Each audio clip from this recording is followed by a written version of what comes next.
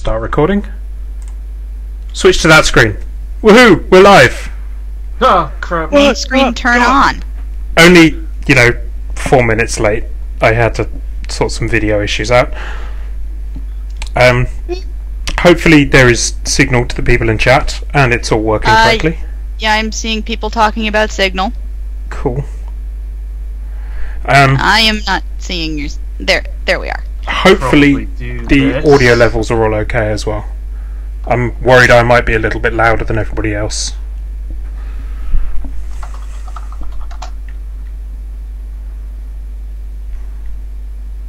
Oh wow, I have never been on this end of the Twitch lag before. This is weird. It's weird. I don't think I can watch us. Yeah. I usually don't. I usually have the chat open and that's it. Oh, so I just get to be at person 3, do I? Oh, I missed that. Sorry. Hang on, where? That's my default configuration. Now I need to find my laptop because I have hex chat on my laptop. This is just disconcerting. There we go. I nearly left it as rebellious on there. Oh, I will cut you. I remembered that. The next time I see you. So yes, yeah, I was tweaking the overlay quite late into that, because Skype is awesome and amazing, and trying to capture 4 separate parts of the Skype window with OBS is it's a fun challenge, but I got there. So yes, welcome to the inaugural stream of our book club, which I'm tentatively still calling Babbling Books, because Babbling Brook is a stream.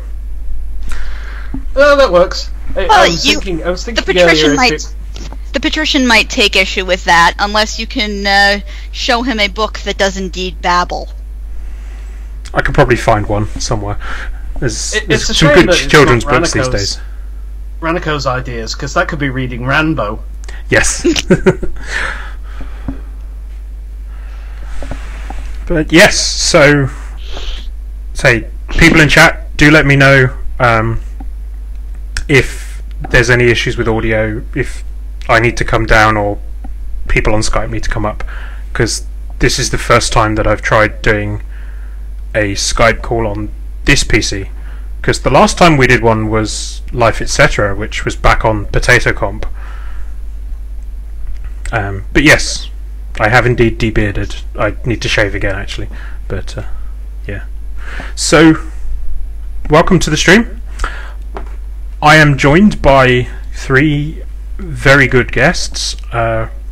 We have JeKaWo, who you may recognise from some of my sci-fi RPG streams and other lure adjacent streams. We have the absolutely wonderful DialMForMara, who you recognise probably from many lure adjacent chats. I'm really glad she's decided to come along because she's got some very fantastic insights on all things linguistic. Happy to be here. And we have, well, everybody knows who he is. It's RebelliousUno, aka Person 3. Person 3, apparently. Or the person who pokes James. Yes. Give James a kicking. Yeah. Yes. And we are, of course, joined by the Twitch chat, who I can see in there. Soso Sundere, Chemistring, Valkyrie Lemons, and Exachix Kitsune. Is there anyone in your chat that's not a mod? Oh, okay, there we go. Mara isn't. I need to mod Mara actually. That's exciting. So we're going to be down to 4 non-mods and 1, 2, 3. You see, I went for the strategy of if everybody's a mod, 7, 8. Nobody can get messed with. It's good. It's an amazing system. So we're literally outmanning them 2 to 1. Yep. Outpersoning, Yes. might I suggest? Sure. So yes, the inaugural book for this stream is, as you can see in the middle, and I have my copy here, is Terry Pratchett's The Colour of Magic, the very first Discworld book. So Pratchett before this had written a couple of sci-fi books, namely Strata and Dark Side of the Sun, but this was the first book based on the Discworld, which is what he really became known for. I think one of his science fiction novels had an artificial flat planet in it. Yes, it had kind of the proto-disc, but this is the first time we get introduced to the Greater Tuin and the Discworld as we know it. Chemistring, I'll have you know my father is collecting the crappy US cover art. Yeah. And it's I like it because it's consistent. Yeah. I'm sad because it's not John Kirby. Yeah. Yeah. Because obviously when Kirby died, they switched over on who did the covers and then went back and redid a bunch. And obviously since Pratchett died, they've gone back and redone the covers again. But I like the old Kirby artwork. Even if Two Flower is actually shown with literal 4 eyes on the cover. It was part of the charm. And yeah, so I was quite pleased when this came out of the random draw from our initial suggestions, mostly because it was right next to the Metal Gear Solid video game novelization. So one number off, and that's what we'd have all been talking about today. Out by 1 hour. So, you know, swing and a miss there, Valk, but you nearly got there. And so, yeah, this is a good one for me to talk about. I was mentioning to you guys on stream as we were sort of setting up that my copy is quite an old, battered copy. Somebody bought this for me when I was a kid because I'd read Johnny and the Dead, Only You Can Save Mankind. I'd just gotten on to the Truckers, Diggers, Wings trilogy, and so a family member bought me Colour of Magic when I was, I think, 9 or 10. But I didn't read it because turns out it's a surprisingly difficult book to get into. It was only when I was 15, 16 that I actually picked it up properly and started to get into it, and that started my journey on basically devouring every Pratchett I could get my hands on, and then into the yearly wait for the next new book, buy it in hardcover, consume it within a day. Yeah, 9 or 10, maybe not the best age to start. I think, looking back at the first page, the age to start reading Terry Pratchett is when you get the joke about the astral plane that was never meant to fly. Yes. This is... So, I mean, I thought we'd start by talking a little bit about the general plot of the book, and then sort of dig into a bit more about Pratchett, what he did with this book, and then sort of where those later influences start to go. And so the basic premise of this one... I'll be at a disadvantage because this was my very first Pratchett novel that I've ever read. My second one is The Light Fantastic, which is basically the follow-up. I have read all of 2 Pratchett novels in my entire lifetime. Well, and which is why I wanted to get you on stream. These are a good place to start because these are the first ones that came out, and you know, reading them in publishing order, you get to see how things evolve, and there start to be character arcs later on. That this just assumes that this explains some things that the later books just assume, like what Ankh-Morpork looks like. Yes. And who the gods are. Yeah, and there's no assumptions in this one. There's no need to know that back history. Although there are other good hopping on points. I know Navarin in the chat has recently been reading through the Watch books. And that was his starting point, starting with the first of those and working through all the way up to Snuff was the final one, I believe. But yeah, that's partly why I wanted Jack on the panel, because as somebody who has only read one Discworld book and doesn't know quite where the later books go, it's going to be very interesting to see your take on that, because you get to see sort of the very raw early Pratchett without sort of knowing where that leads. Well, I kind of do, because I've talked with Hats about it, because again, talking about books is something that we people do apparently, and I talked about the fact that I actually like it, but it doesn't feel unique. I mean, the setting's unique, but I don't feel like there's a unique voice about this yet. Yeah.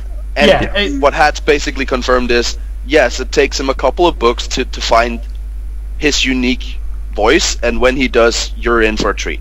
Absolutely. Well, one of the things I like that this book does, that he doesn't do a whole lot later on, is this is his kitchen sink book. He is parodying everything he can get his hands on.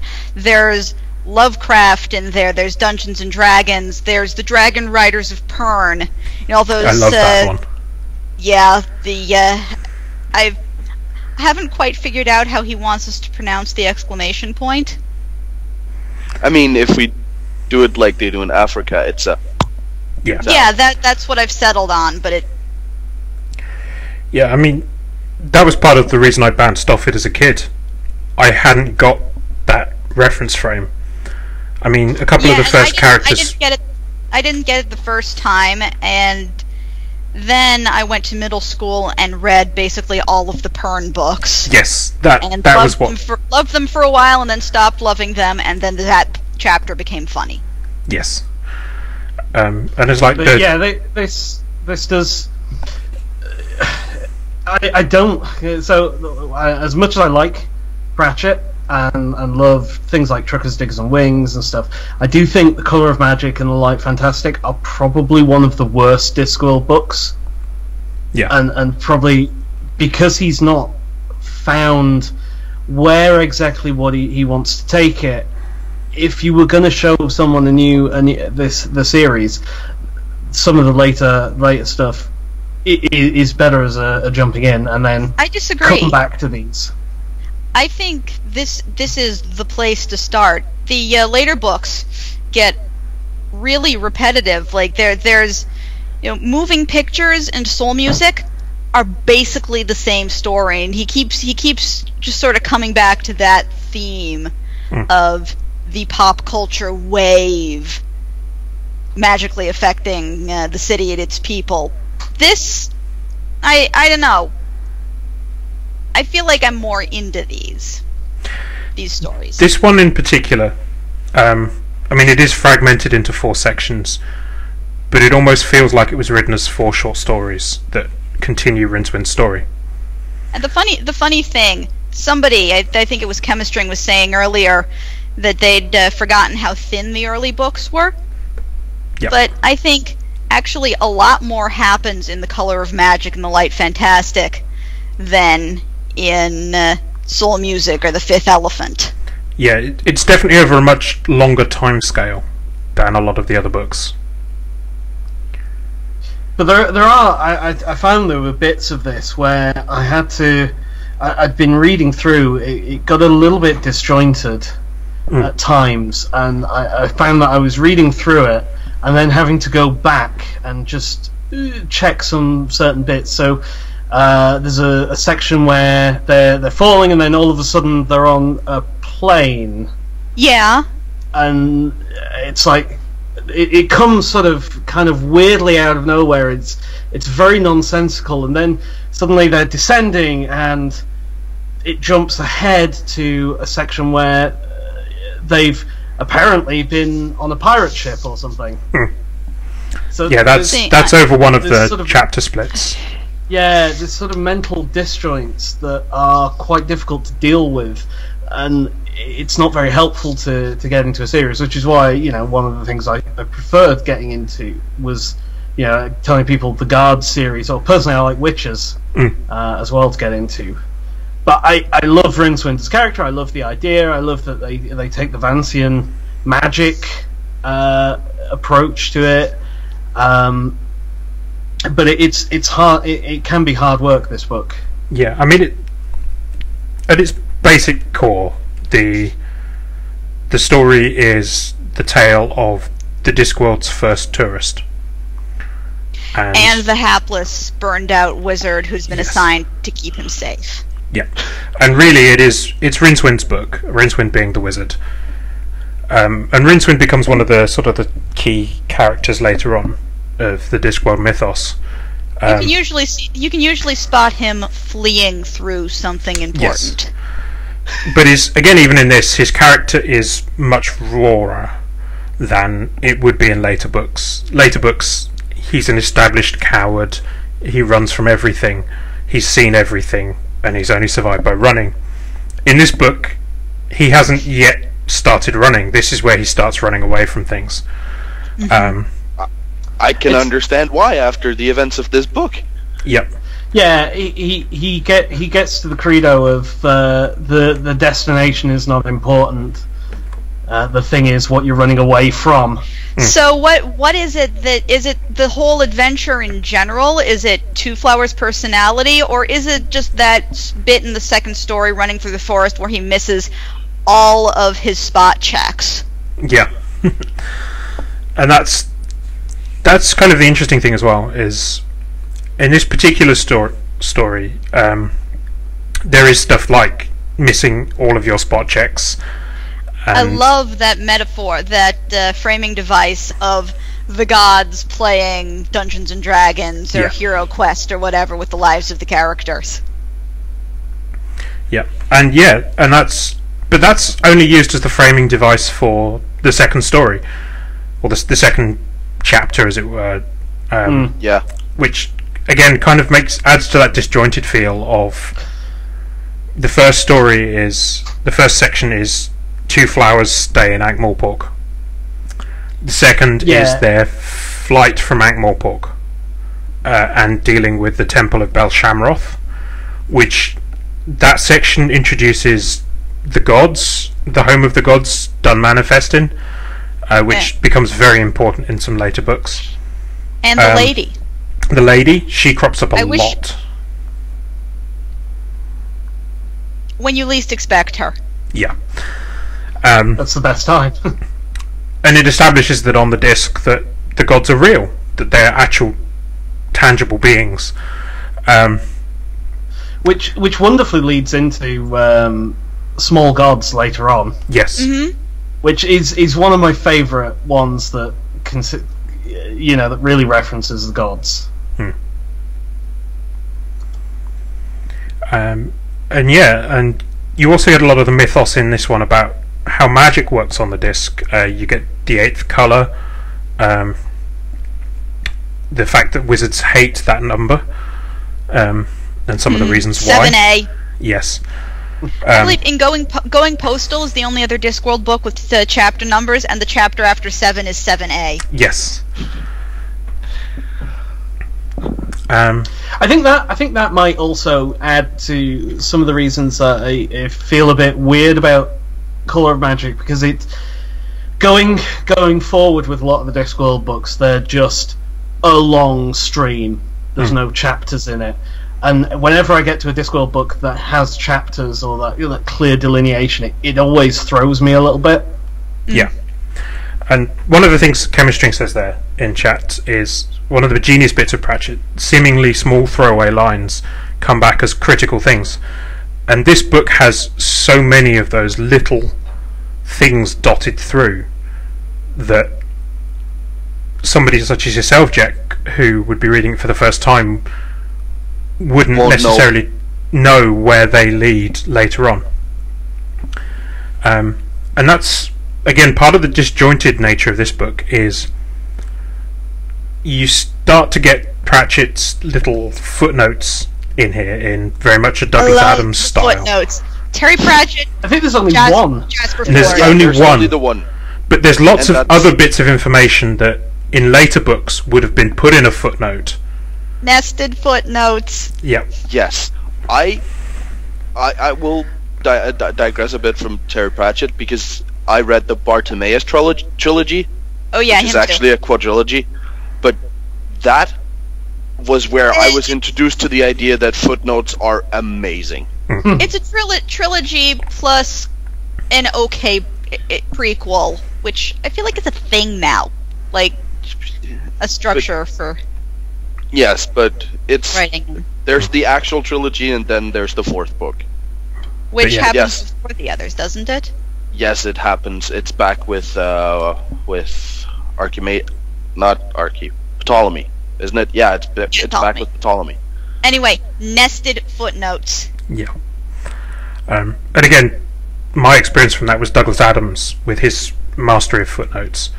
Because, And you know, Thursday Next. Have you guys read anything by Jasper Fforde? yes, that's... There's one particular Thursday Next book that does that. But yeah, the footnotes become a big part of the Discworld books going forward, where Pratchett often puts little jokes or bits of Disc mythology that just don't fit into the main narrative. He just stuffs them in as a footnote, which give you this wonderful little extra joke without breaking the flow of the story. And Then you have to figure out how to read it aloud when you read Yes. it aloud. yeah. But yeah, in this, there's lots of little paragraphs just stuck in between references to bits of Discworld landscape or geography or weird things that would ordinarily have sort of in later books been footnotes that in this are just mid-flow, and that again breaks you out of it. Yeah, so the description of directions on the disc, you Yes. know, rimwards, hubwards, you know, turnwise, Turnwise and and widdershins. widdershins. They don't it use is those a lumped lot. in the middle. They don't use those a lot after that. No, it comes up every now and then. Rimwards and hubwards are usually the more... But I don't think I've it's seen more the word ones- widdershins in a Discworld book since this one. I think they use it quite a lot in the Witcher's novels because there's a lot of turning widdershins and But anti-turn-wise might show up sometimes. But it's used a lot more in anyone where there's a lot of travelling or moving around. So Witches Abroad would have it. Yeah. Yeah, there's a lot of the books that directions, like the Watch books for instance, the directions don't mean much because you have streets, and particularly in the latter Watch books, after they produced the Ankh-Morpork map, you don't need to give directions of saying short street runs in this direction because the map dealt with that and they assume you've got that. So Well, are there maps of Ankh-Morpork? I thought you couldn't map a sense of humor. but yes, so yeah, I mean, so the first section is Two Flowers' visit to Ankh-Morpork, which is again Ankh-Morpork and the disc itself become characters basically as a background to Can we the whole talk about series. the picture box? Yes. Two Flower brings all kinds of amazing counterweight continent technology with him that nobody's ever seen before. And the picture box. Rincewood begins to get an idea of how a camera might work in his head, and then it all comes tumbling down when the imp opens the box to tell them he's out of pink. So yeah, taking all those pictures of ladies. and that's something as well, that little sort of throwaway bit that this camera is powered by an imp becomes very important in later books. It becomes a whole staple of technology. That's how... And even later in this book, in The Light Fantastic, the camera becomes a character. Yeah. And the luggage as well. Yeah, well, the luggage... Isn't an imp. Team Pet. Yeah. The luggage is less a character, more a force of nature. Mm. He's the mascot. Yep. But yes. it starts the Pratchett's love of trying to take sort of vaguely modern technology and how would this translate to what is essentially a medieval fantasy realm at the time. Yes. And yeah, the setting is very much medieval fantasy because that allows Pratchett to spoof the most amount of things. Yeah. But yes, as you say, it's... And I love the it becomes later dragging the world kicking and screaming into the century of the fruit bat. Yes. I think it stays the century of the fruit bat for the for all of the books. It's very it's a few books in where it becomes the century of the fruit bat. Yes. If I remember rightly. Somewhere around about moving pictures, I think. Yeah. Which would be a good time to start talking about dragging the disc kicking and screaming into a new century. Yes. But yeah, I was actually going to say one of the first bits we actually get to see, the first characters we get to meet are Bravd the Hublander and the Weasel. Mm-hmm. And that is a very obscure reference to the works of Fritz Leiber and Fafard the Barbarian and the Grey Mouser, who are his two heroes. And that's something I didn't pick up until a long time later when I stumbled on some Fritz Leiber in the library. And so even in the first couple of pages we are straight into references and parodies of other people's work. And then there's Hrun the Barbarian. Yes. Of A little Cimmeria. obvious, but sort of the same bent there. Yeah, and we get in the Light Fantastic, we get Cohen the Barbarian. Yeah, good old Cohen. I love Cohen. But yeah, if you don't have the... He's mentioned by Two Flower. Yeah. Yeah, he's so mentioned you in don't this need one, him. and then he shows up doing the Conan line of what's best in life. But you know, wait, let's not spoil that. This might show up in book club. And yeah, I'm still reading that. yes, you'll get to it. You'll enjoy it. So thanks. We haven't told you what he deems best in life. No, I mean that's the thing, right? I know you guys are good people, so. But yes, But so yeah, he I'm starts just very looking much the book, in on and the parody. Page 18. That's when we're introduced to Rincewind. Yeah, so it takes us a little while to get there. We He start slow with a rolls description. the intro. It's like he's planning out the movie. I mean, first you have the introduction to the actual plane. Yeah, which I suppose we should actually talk about, because we've referred to the Discworld, but the Discworld is a planet that is a flat disc that sits on the back of 4 elephants, and of course those 4 elephants stand on the back of a great turtle. The great Atuin, who may be the only being in the universe that knows where it's going. Yes. Yes. Probably not. Yeah. No, at this point in these first couple of books, the great Atuin definitely knows where it's going. Yes, that becomes a plot point. I'm just going to pick up on something So-So Sundere said in chat there, that they forgotten that Vetinari was introduced very early on. The patrician in this book is very clearly not Vetinari. He's only referred to as the patrician, and he's also described as being fat. Vetinari is always described as a very thin man.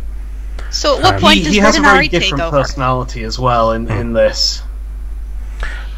I don't remember exactly when Vetinari appears. I think it's in the first Watch book, when he actually arrives fully formed. But the idea of the patrician being basically the elected tyrant of the city is present in this book. I don't know if he's elected. I mean, it is a one-man, one-vote system, but the patrician is that man, and he has that vote. And it's all the stuff around how the city works with the guilds, the assassin guild, although there's That's not multiple really thieves guilds in explained this one, which is weird. in this book.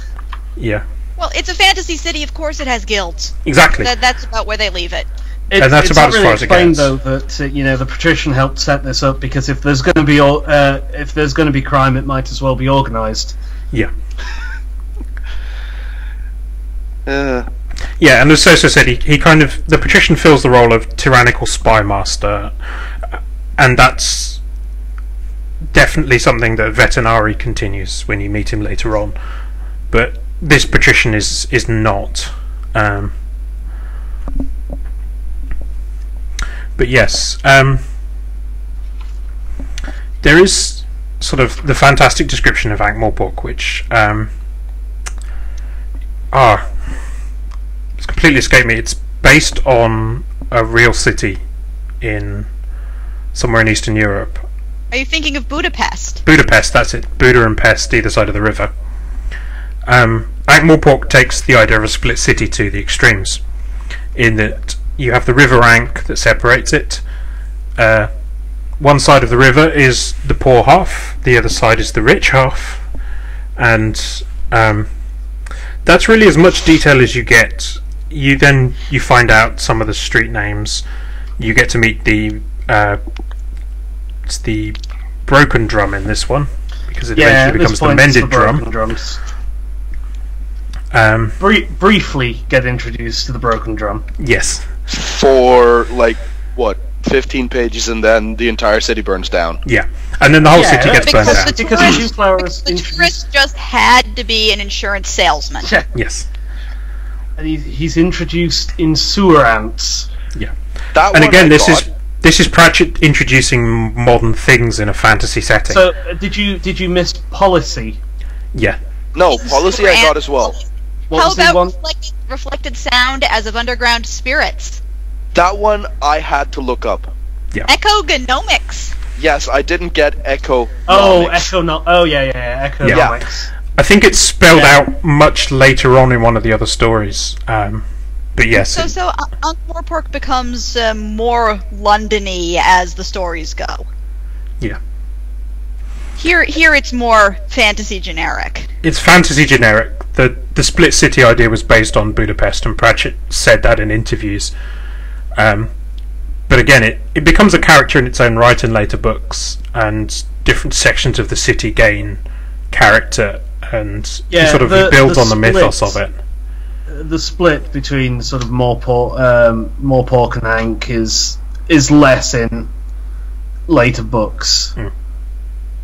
It becomes much more of a one city thing. You know what else goes away? The shades become less and less prominent. Maybe that's just because of the good work of Captain Vimes and the City Watch. Yes. But yeah, I like to think that in this book, the fact that most of the city burned down gives them that starting place to build the Ankh-Morpork that we know in later books. Yeah, it's very much Fire of London sort of territory.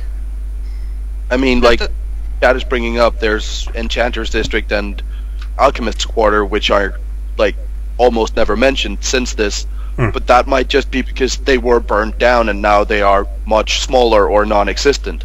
Yeah. That's actually a great way to explain any, first installment weirdness within the borders of Ankh-Morpork. Yes. They built it different. But yeah, we only spend a brief amount of time in Ankh-Morpork. But yes, we get introduced to the idea of insurance and economics as a force that nobody's really understood before. And again, we get all these sort of scenes of intrigue between the Thieves Guild and the Assassins Guild. Question about Two Flower. If he's so well versed in reflected sound as of underground spirits, why does he not understand inflation? Yeah. I think that's done as a deliberate joke. And yeah, it's one of those bits where it's like the author deliberately kind of left it there as a joke, because it's funnier to have somebody wandering around with pure gold in a city. Also, is he supposed to be American? I know in later stories the place he's from is fantasy China, but here, with the camera and the throwing around money and the not speaking the language and the Hawaiian shirt. Yeah, and the glasses. I didn't quite get the. I think he's supposed to, really be generic foreigner. Yeah. But like completely ignorant generic foreigner. And I think he's perhaps supposed to remind us of how we go away, how we are as tourists. So we will always go and take a guidebook and, you know, if it doesn't help, say it louder and slower. And again, it's coming back to this idea of introducing these modern concepts to medieval fantasy world. Chemistring suggests that the thing with the camera makes him stereotypical Japanese tourist. Yeah, and again, the glasses thing as well. It does at times feel a little bit racist on some of those fronts, but I never quite got that. But putting that together with him being from fantasy China, it does sound a little more cohesive in the picture it's painting. Yeah. For good and ill. Yeah, I mean, it is, and with the name. Yeah, the name as well. When you hear some of the other names from the Counterweight Continent, that kind of still hammers home. But yes, and so once we leave Ankh-Morpork, we get the aforementioned sort of D&D section with the gods playing dice and... That's all well and good for those of you who can remember the 80s. Yeah. And yeah, they were... So we get this sort of generic fantasy section of raiding a temple with Thrun the Barbarian.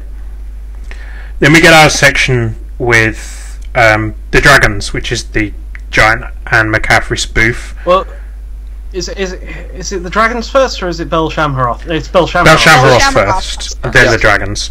Because that goes very weird again with Rincewind. So Two-Flower goes off, you know, into this Temple of the Traveller, when it's actually a temple to Bel Shamharoth, this hideous demon. Meanwhile, Rincewind's been chased up a tree by a pack of wolves because he failed his spot checks. And then there's a snake on the branch, and he escapes by sheer luck. Yeah. Well, yeah, that's the whole point of the story. Is the lady is on his side. Yeah. And he's rescued by as Hats is thinking about, by the Dryads. And that's a weird section. Yeah, this is another one where it gets kind of weird. So it's using some wonderful folklore about Dryads and how Dryads, you know, live in their trees and they're linked to their trees. But then the Dryads turn because he damaged her tree, and somehow just happens to get out by jumping through a portal. Yeah, which they were using to spry on Two-Flower. Again, a ridiculously good roll. Remember, every time something important happens in the story, they hear dice rolling. Yeah. And the thing is that we're skirting around with calling her the Lady is she's one of the goddesses, and she's explicitly, nobody ever names her. She is just known as the Lady. But yes, it's heavily implied that she is the goddess involved with games of chance and good fortune. Well, I wouldn't even call it implied. She rolls a d6 and it comes up 7. Yes. I mean, the lady character is in folklore always associated with luck. Yeah. If you look to something like Skyrim that actually wears its inspiration on the sleeves, the lady is actually the lucky symbol, the lucky star sign. Or Skyrim Elder Scrolls, but yes. Yeah. Can we talk about death? Yes, I was actually going to say in this point where you're talking about him being on the tree, we do get introduced to death. He shows up in the Ankh-Morpork story as part of the story as well. You're supposed to be in Pseudopolis next week. Yes. Pseudopolis, the false city. Yes. There's some fantastic place names in this one. And yeah, Pseudopolis comes up in later books a couple of times. But yes, Death is introduced as a character in this book as your usual walking skeleton with a scythe and a hood. he's not really the Death you come to know in later books, though. Again, it's maybe that part raw of that. the character. Maybe that's. Yeah, I think that's definitely character development. I mean, Rincewind presents him a puzzle. I don't think he's encountered this kind of puzzle before. Somebody who just won't die on schedule. Yeah, but he's also seen just killing people nearby out of spite, whereas the Death we meet in later books never actively kills somebody. He's just there at the end. I think it's perhaps because the Death at this point hasn't really studied people. You know, he hasn't had the events of Mort.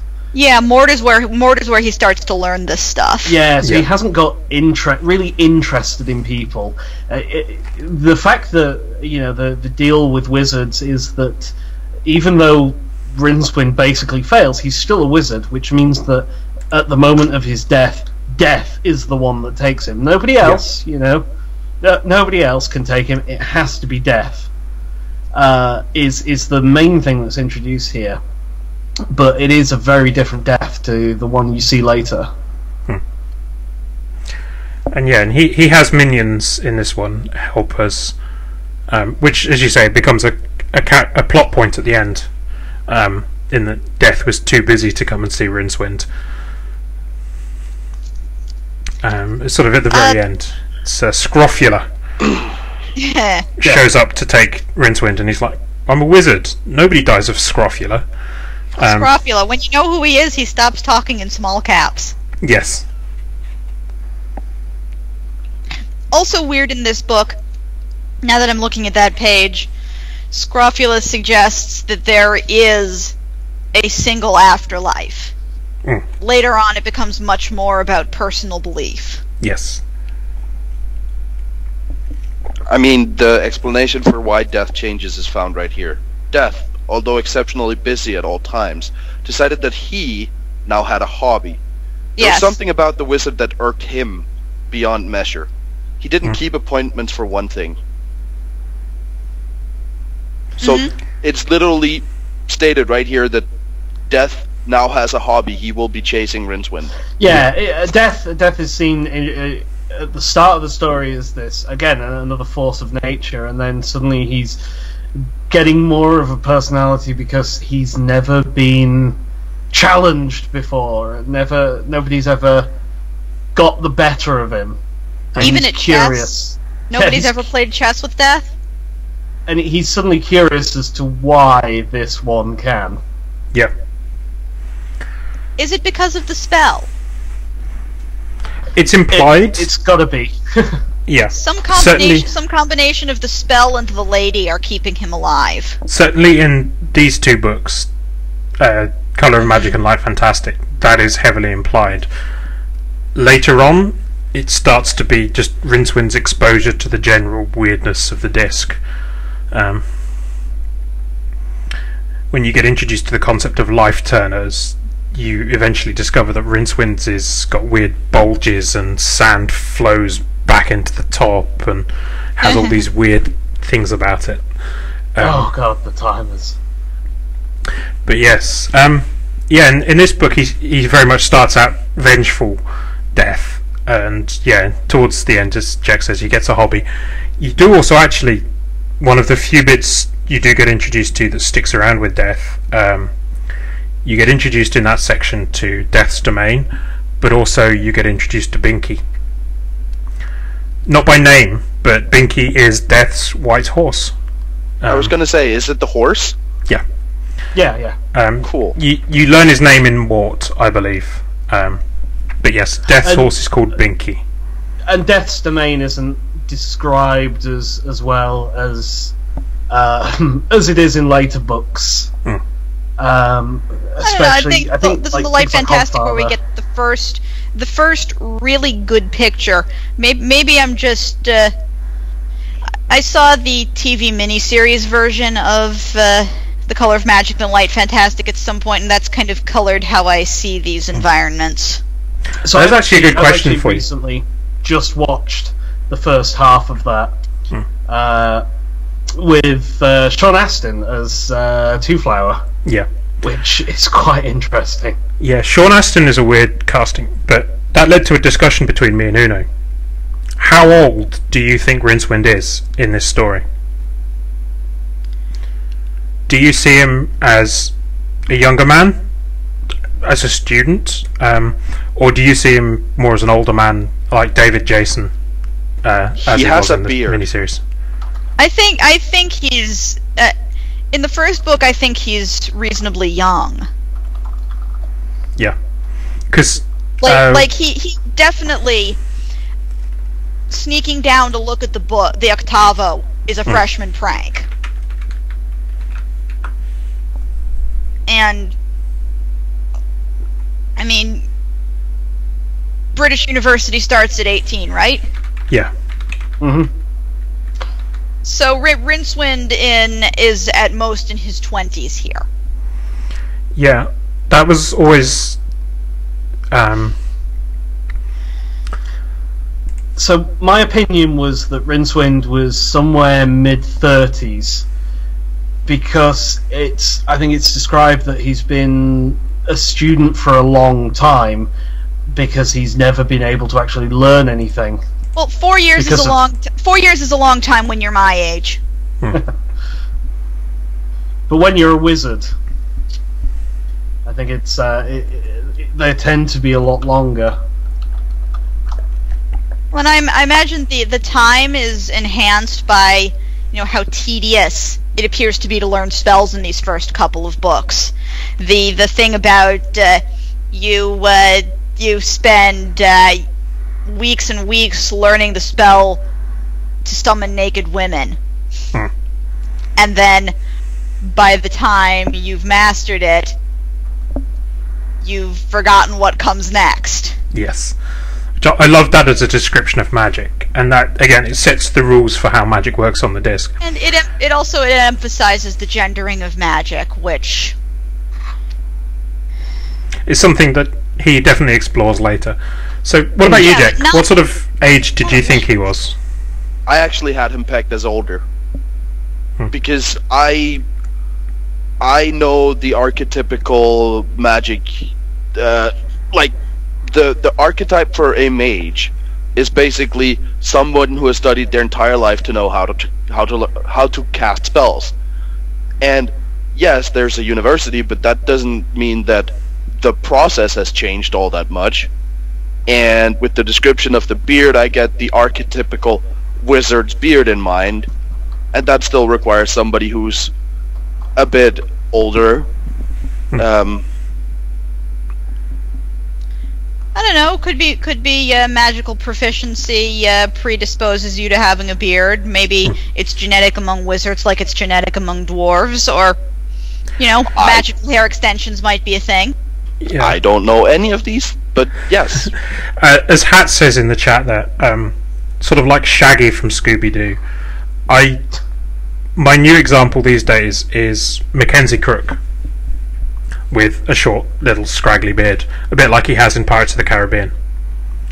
That was my sort of vision of Rincewind, and that's very similar to how Paul Kidby does draw him.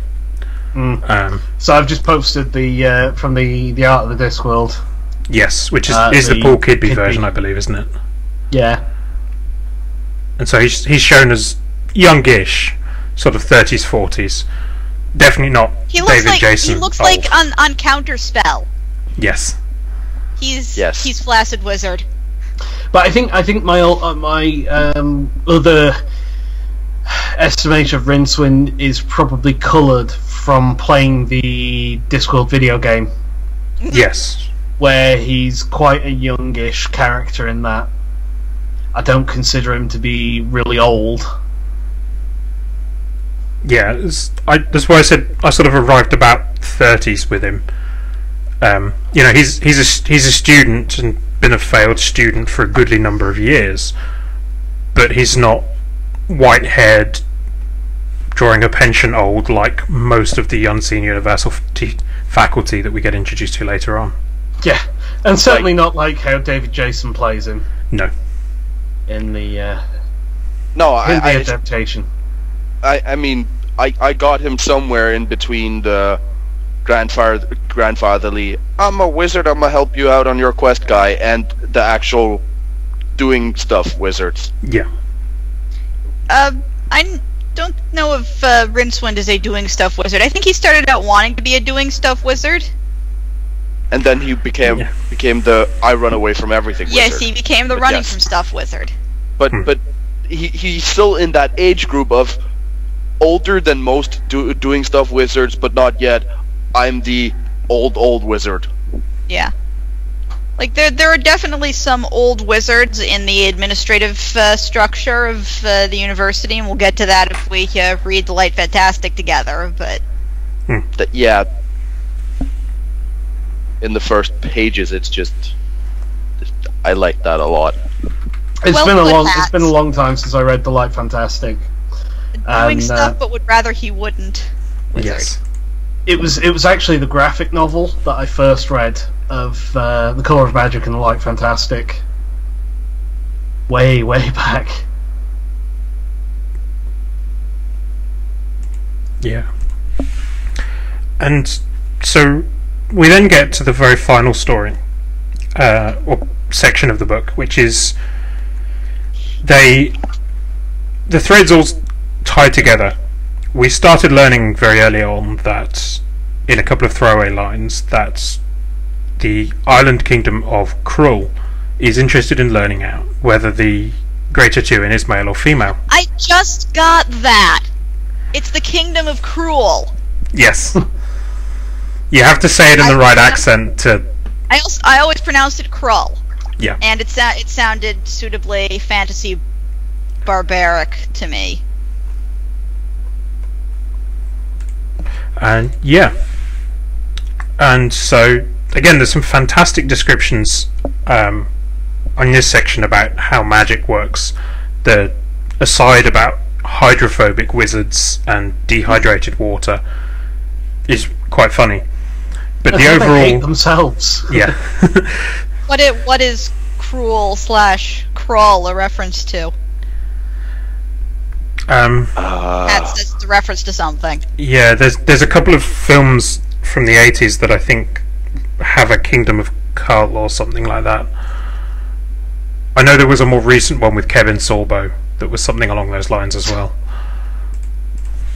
So it's probably useful to go right back to the beginning, that Kroll, being on the very edge of the disc, is keen sort of astrozoologists / astronomers, a lot of them, so they can actually look out over the rim and actually see the elephants and a Tuin. Yeah. Well, you can't really see Tuin. It's at astronomical distance. It's They have drawings of bits of a but Tuin. yeah, I mean they know it's there. And that's why they're sending the ship. And that's the whole where this whole thing is leading, because a Tuin is traveling through space to some astrological breeding ground, and they basically want to know who's going to be on top. Yeah, pretty much. Oh, yeah, that... That's why they want to know. Well, it's phrased as they want to know whether they will fight or mate, and then who's on top. No, that I just had this image of something bad happening to the planet, the lower planet. Yeah. So there's definitely some interesting stuff around that description. And at this point, it was just sort of scientific curiosity about whether they were writing a male or female world turtle. No, it's self-preservation. Yeah, this last section, in the end, I guess, very much establishes the luggage as a force of nature. But this is where this section is set, implied. I think it says 6 months after the previous. So after they've escaped the Wormberg, they end up 6 months later, through a whole series of adventures, actually trapped on the rim and being taken to Krull. The circumference. Yeah, the circumference is brilliant. And you get the whole bit with the sea troll who Tethys? he's interesting. I think it's the first and probably only Alien thing from another world and another disc, and you get this idea from this description that there are other discs out there, other worlds that he passes by, and he freezes solid in space, but every time he gets close to another one, he defrosts and can watch as it flies by. He has tides. yes, Mm. and that's Tethys is a weird oddity because of that. Because it's like aliens are introduced and then never mentioned again. But the Rincewind you get in this section of the story is the resigned Rincewind who, when they enter a room with two spacesuits hanging in it, Rincewind already knows that somehow he's going to end up wearing one of those spacesuits. He's already gaining that knowledge of he needs to be running away. He knows where the situation is heading. And yet he ends up in the suit anyway. Yep. Right, he's aware that he doesn't really have a choice. Yeah, and that's where we leave the book, with Rincewind, Two-Flower and Tethys and the luggage all falling off the disc in the spaceship that Kroll had created. Yeah, I don't think Tethys stayed home. The hydrophobes came to Oh, that's get, right, yes. So and it's the just luggage Two-Flower and was sort Rincewind of- falling off. sort of Yeah. bit skittering across Yeah. the landscape. Yes, hats. And there is The other that side with the side. airplane is when they escape Wormberg, they fly too high. Two-Flower falls unconscious, which makes his dragon stop existing. And then the Can't universe take it. somehow intervenes, shunts them into a parallel universe temporarily where they're in an aeroplane. They travel a bit until they're over water and a bit lower, and then they move back and fall safely. And interestingly, the luggage turns up in that parallel universe. Yes. So and is that, ends up with the stickers. spell, or is that the spell or the lady? It's never said. It's the sentient pear tree. I know is what the what I luggage gather. is. Yeah. Yeah, but yes, that's the magic that does it. The sentient pear tree. Really? Does that At make least the that's what I title? gathered it. I don't think it's explicitly said. It's just they suddenly find themselves warped Yeah. into the universe. Riensvand and Dr. Zweiblumen. Yes. Mm-hmm. Dr. Rienswand wrote this for him. Blah blah blah. And actually, there's a wonderful little reference in there, which is that Dr. Rainsfand is an expert in Magnox nuclear reactors, which I believe is what Terry Pratchett started working on in his early career, was to do with nuclear reactors, which at the time in Britain were Magnox reactors. There you go. But yes, it's a very weird little aside, and it's one of those bits that aren't very well explained. I love the luggage with a check bag sticker on it. Yes. The Powerful Powerful Travelling Rune, TWA.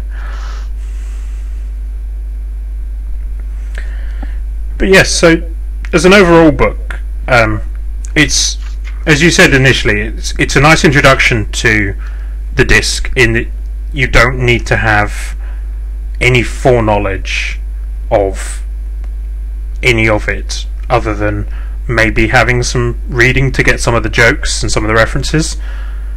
But overall, as a story, I have to agree, it's probably one of the weakest of the Discworld books. It shows you Pratchett at his earliest, that there's a gem of something really good in there, and later on when he finds his voice and he hits the satire running, he is an amazing author. But yeah, this is something that's very much of its time, of the 80s, and he set out to write a parody novel of all the all the fantasy tropes that existed at the time that he felt like making fun of, and he did a very good job with that. But it is a difficult book to get into, and a difficult book to start with, to try and introduce somebody to the disc and say, this gets really good later. At least that's my take on it. I don't know what you guys think about that. Yeah, so as I've already said, you know, I think there are better jumping into points on the Discworld series itself. I think it's worth starting elsewhere in the series, either probably with the City Watch series is the best way of jumping in, but it's well worth going back to. I think this is a good place to start for Discworld, as long as you have the background and the things that are being parodied. I don't think I would want to read these out of order, just because this sets up jokes and expectations that get... It throws several bricks in the air, and most of them don't land for books and books. Yeah. Some of the jokes here don't get punchlines until a long time later. Yeah, when you suddenly get hit by one of those bricks, it's nice to know who threw it. I, as somebody coming to this as that was my first one, I wouldn't say I was disappointed, because I would give this like a 7 out of 10, because it's a very good fantasy book on its own, and it has a very good self-contained story, but I wouldn't say that I was super impressed, and I wasn't getting this. I wasn't getting why people were raving about this being like the best fantasy you will ever read. So I was willing to invest in the series as a whole to say, okay, I'm willing to go on with this, because I was one of the people who stuck with Lord of the Rings as a 10-year-old. Yeah. And as somebody who did cry the day it was announced that Terry Pratchett was dead, his books have meant a lot to me, and it's a hard challenge now to go back and to pick a book for somebody to have as that jumping in point, and to try and show them why they mean so much, because there's something that's developed over so many years, and what was it, 40 plus books in the end. It's a big canon, it's a big universe, and it's just a hell of a lot to read. Yeah, for a thin volume, a lot happens in it. And there's a lot of world building. There's a lot, and that's one of the things that might influence how high a score I give it, because with that amount of world building, I'm basically expecting there to be follow-up in that world, because there's so much setup for that. And I know that there's like, what is it, 40 books? About that, yeah. And the rest. Yeah, there's 40 books in the Discworld series, and then there's other books about Discworld. Yep. Which takes up a lot of list as well. Well, I'm the kind of person who would pick this up, read it through in a couple of hours, finish it, grab the next one, read through it another couple of hours, and just keep chaining them until it's time for dinner. But so yes, that's not a barrier to me. I'm seeing in the chat there that Navaran's saying that he's tried to get into this one and didn't get very far. And as I said at the start of the stream, my personal experience with that was it took me 2 or 3 tries to get into this one, because you do need some of those reference points to get the jokes. Because if you don't get the jokes, yes, there's good world building, but stuff like the section in the Wormberg where you don't know it's an Anne McCaffrey spoof, it loses some of the humour. It was still fun before I knew what it. Before I got the whole It's fun, thing. but it loses some of the shine. And knowing that, for instance, the character Liesa, the way she's described, is basically how every single fantasy woman on a dragon is drawn. You know, you go look at your Boris Vallejo art, your Louis Royo. That's how they draw women. That's how she's described. Yeah, this particular book is not great about its female characters. No. Again, it's something In that Terry finds his voice about later on. Actually, In fact, book 3, Equal Rights. Not too much later on. Yes, Granny and Nanny. Yeah. But yeah, these first two felt like he had the gem of an idea, and then his editor or his publisher pushed him a little bit more down the parody route than maybe he wanted to do. And then when you hit Equal Rights, you start to see his voice coming out a little bit more, and the satire switches on more than the parody.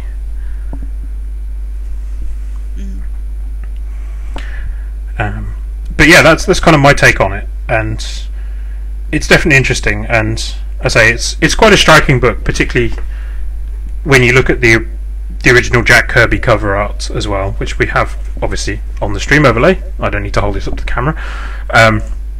There's been other arts since, but it was always a very striking series to see, and I could imagine, you pick this book up for the first time with that cover art back in the 80s when it was first published. It would definitely be something very interesting, and I can see why it sort of led to being a bestseller in the end. I'm looking closely at that cover now because I haven't seen it before. Is this the drum getting set on fire? Yes, it's that scene with the merchants and the assassins and everybody else bursting in while the drum catches fire. Bursting in. You get to see Rincewind briefly. I think this one omits Two Flower, but the cover for the Light Fantastic has Two Flower, but he is literally drawn as having 4 eyes instead of having glasses. What?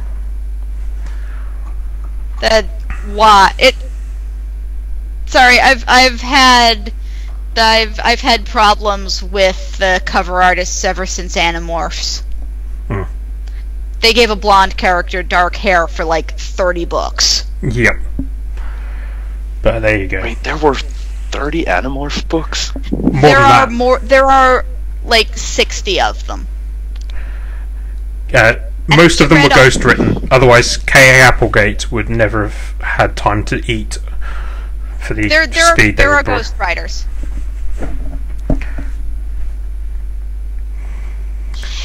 But yes, look at the cover art for Light Fantastic. Physical health, given how dark those books got. Yeah. And actually, if you want to,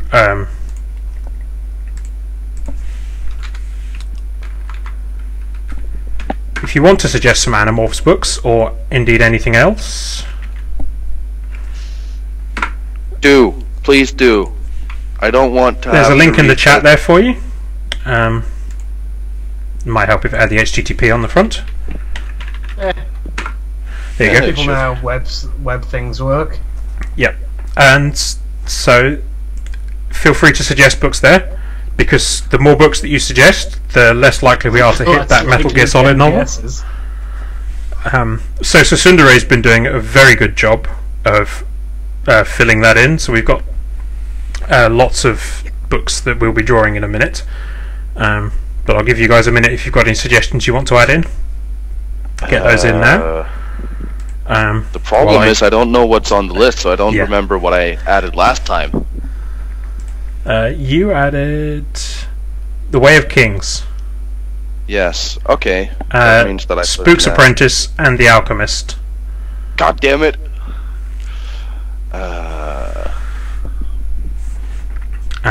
But yes, so I'm not going to go through and give an absolute rating. I think we've kind of discussed most of the points I wanted to hit on about the book.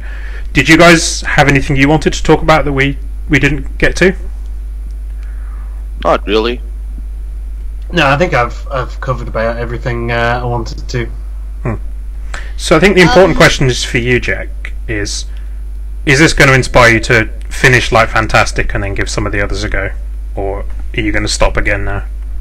I was already on Light Fantastic, because the first few pages in that is basically the arbitrary bullshit that mages have to go through to summon death. Yes. Which the to right me, of Ash Kente. Yes. Which to me was just okay. Yeah, this is something that I can read and enjoy fully.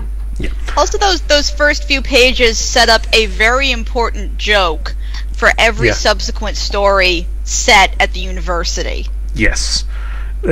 No one will ever explain to you again what happened to the librarian. Yeah. That's the real example of the throwaway line of the librarian gets created as a character in a single sentence and doesn't crop up again until several books later, and then is a fully formed character. Ook. Yes.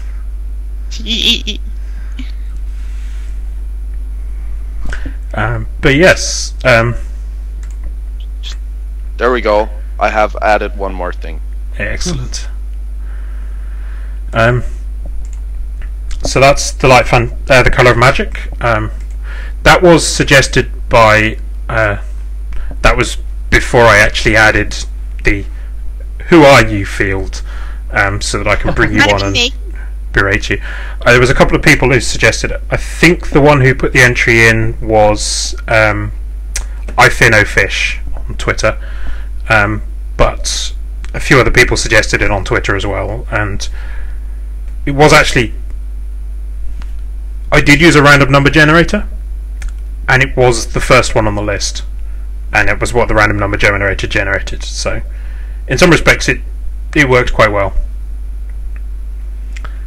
And yeah, so before I pick our next book, did anybody in chat have anything they wanted to say about the book? I can see there's been some discussions going on as we've been talking about the book, and we've picked up a few things as we've gone through. But does anybody in chat have anything? A moment on the luggage? Yes, the luggage. Go ahead. Just possibly my favorite character in this book. So, first, sapient pearwood. Really rare on the continent Angmorpork is on. A wizard will get a staff if he's lucky. But on the counterweight continent, it's so common they use it for grave goods. For an insurance salesman. It'll follow him into the afterlife, and somebody said a little earlier, any other plane of existence, including the jet kind. That's why they end up on an airplane. Yep. Maybe. And just sort of it's somewhere it's like half guard dog, half TARDIS. Yeah, I loved all of the descriptions of the luggage.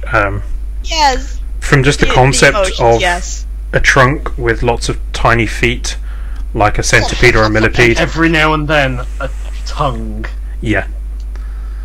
And it's described as having mahogany teeth, and it's just this whole concept of it is it's just fantastic. And it sets up in a later book. They talk about the counting trees as well. The trees that are affected by magic that have noticed that people cut them down and then see children counting the rings, and they must be trying to find out how old they are.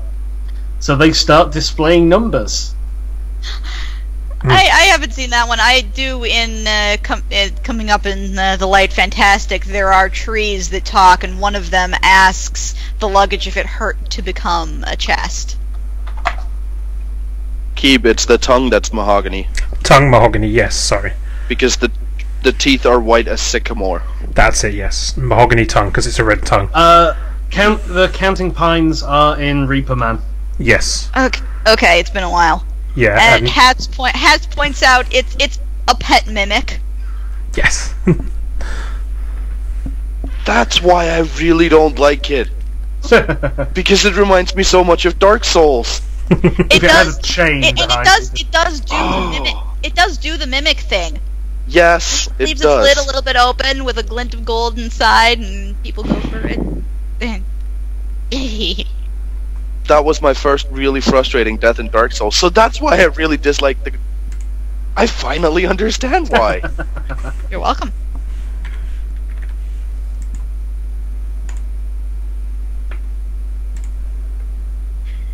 Right. Right. So,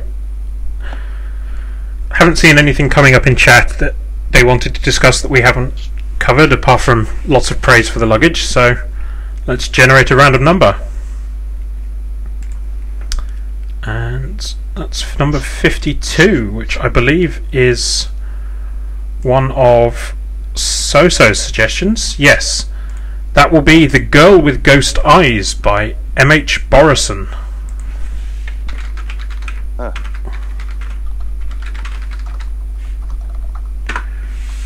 So that is our book for next time. Currently the next stream tentatively scheduled for New Year's Day. I'm going to be aiming to do these on the first Saturday of each month, which puts us on New Year's Day for the next one. You might want to shift that. Yeah, so that might go back a week. We will see on that. I'll let you guys know. And yeah, I'll put the information up. We do have a Goodreads group, so if you guys want to join that, if you have Goodreads accounts, that will let you discuss the book ahead of time and get a reminder of which one we're currently reading. You should be able to request permission to join that. And yeah, we'd love to have you coming back. If you are interested in appearing on a stream, being one of our panel to talk about a book, then do let me know. I have left it open that I will always offer the person who suggested the book the chance to come on stream. I know for the next one that So-So would prefer not to appear on stream normally, but the offer's open, So-So. If not, then we'll be back with a new panel, and we'll be talking about The Girl with Ghost Eyes, which So-So describes as a young Chinese lady fights Taoist magic in late 1800s San Francisco, which sounds pretty good to me. So yes, so I think that just leaves me to say thank you very much to our guests, to JeKaWo, to Mara, and to Uno. Thank you very much. Thank you all for joining, and we will see you I say about for various streams. Next weekend we have Dregs of the Federation on Saturday and Firefly on Sunday, so look forward to those, and those are the last ones scheduled this side of Christmas, but we'll keep you up to date and make sure the calendar's up to date as well. Do also check out Uno, who streams on Friday afternoons, or is and that Monday afternoons. Oh, and Monday Yeah, afternoons. Mondays Sorry. as well. Mondays as well. Sorry. And you'll probably find us lurking in the chat for that. So, thank you all very much, and good night. Right. Bye. Bye.